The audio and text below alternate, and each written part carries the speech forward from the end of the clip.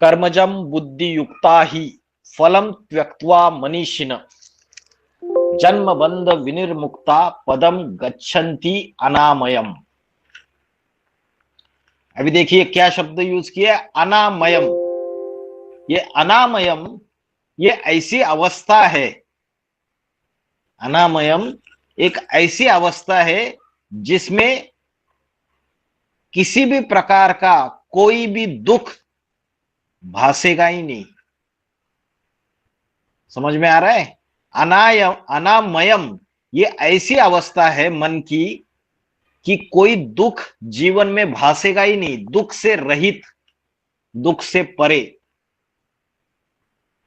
तो ये अवस्था कैसे प्राप्त करेंगे?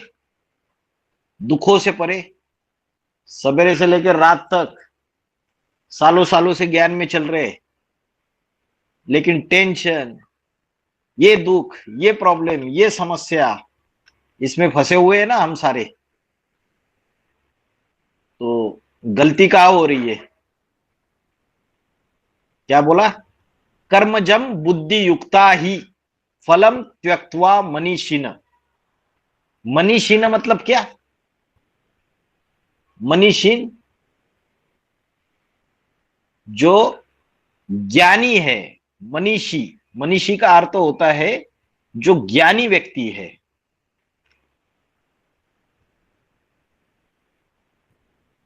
मनीषी मतलब जिसका मन प्रबल है, जो ज्ञानी व्यक्ति है, बुद्धिमान व्यक्ति है।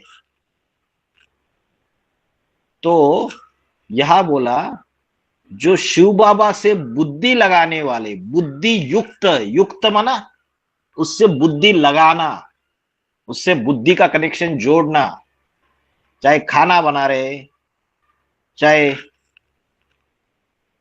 खाना खा रहे, चलते फिरते उठते बैठते, एक शिव बाबा की याद करना, एक परमात्मा में बुद्धि का योग लगाना। बाबा ने मुरली में बोला है हमारा कोई हठ योग नहीं है, सिर्फ अमृत वेला बाबा ने बोला है बैठ के याद करने के लिए। बाकी पूरे दिन भर चलते फिरते उठते बैठते मैं आत्मा हूं समझ के परमात्मा की याद करने का अभ्यास बताया है, कर्म योग बताया है। तो जो शिव बाबा से बुद्धि लगाना, बुद्धि युक्ता, बुद्धि लगाने वाले जो ज्ञानी जन है, मनीषीन माना ज्ञानी जन, जो ज्ञानी है वो क्या करते हैं? कर्मजम फलम त्यक्त्वा, कर्म से उत्पन्न हुए जो फल है उसका त्याग कर देते हैं।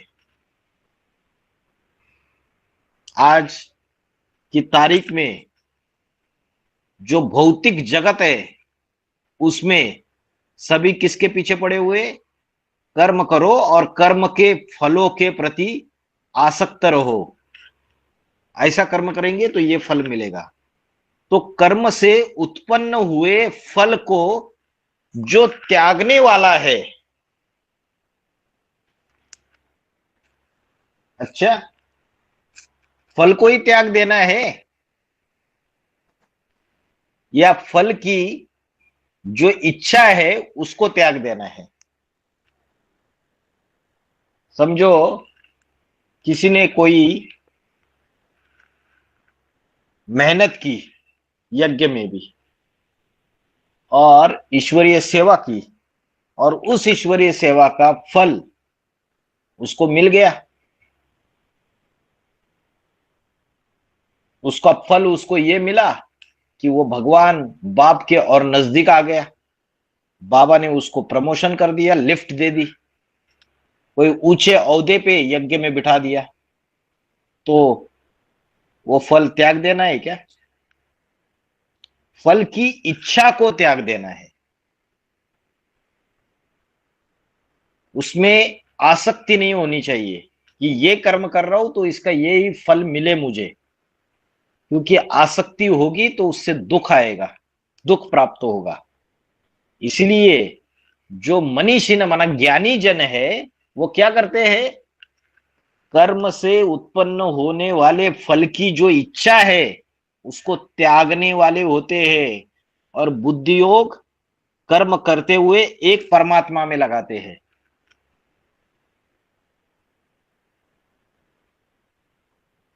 दूसरी बात क्या बताई? जन्म बंध विनिर्मुक्ता।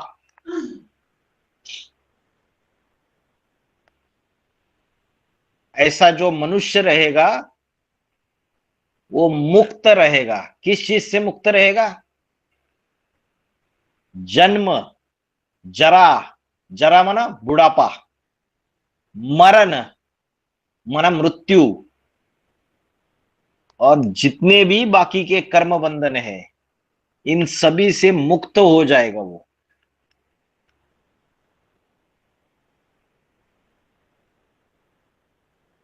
कैसे मुक्त हो जाएगा? वो ऐसे मुक्त हो जाएगा कि मन बुद्धि उसकी उन कर्मों से डिटैच जब अनुभव करेगी, तो जैसे वो कर्म किया नहीं किया बराबर हो गया, तो कर्मों के बंधन में भी नहीं बंधेगा। और जो नारकीय दुनिया में जो जन्म लेने की बात है द्वापर युग से लेकर कलयुग तक, वो नारकीय दुनिया में उसकी आत्मा जन्म नहीं लेगी। इन सारे बंधनों से मुक्त होके वो स्वर्ग की अवस्था प्राप्त करेगी, संगम युगी स्वर्ग में जाएगी, सुखधाम में जाएगी, और परम पद की प्राप्ति करेंगे। दुख रहित, पाप रहित परम पद की प्राप्ति करेंगे, अतीन्द्रिय सुख के अनुभव करेंगे, विष्णु पद प्राप्त करेंगे, नर से नारायण बनेंगे। लेकिन वो बनने के लिए क्या क्राइटेरिया बताया? क्या एलिजिबिलिटी क्राइटेरिया है? क्या पात्रता होनी चाहिए? जैसे कोई नौकरी नौकरी कोई जॉब ज्वाइन करना है तो वो बोलते कि आपके पास ये पात्रता होनी चाहिए, एलिजिबिलिटी क्राइटेरिया होना चाहिए आपका, आपके पास ये शैक्षणिक पात्रता होनी चाहिए। तो वैसे ही विष्णु पद या परम पद या सुखधाम की अगर प्राप्ति करनी है तो कर्म से उत्पन्न हुए फल की इच्छा को त्यागना है, और ये जितने भी बंधन है उससे मुक्त होना है, उससे ऊपर उठना है। तभी हमारी जो स्टेज होगी वो स्टेज कैसी होगी? अनामयम। अनामयम का अर्थ है दुख से परे, दुख से रहित या पापों से रहित वो स्टेज होगी।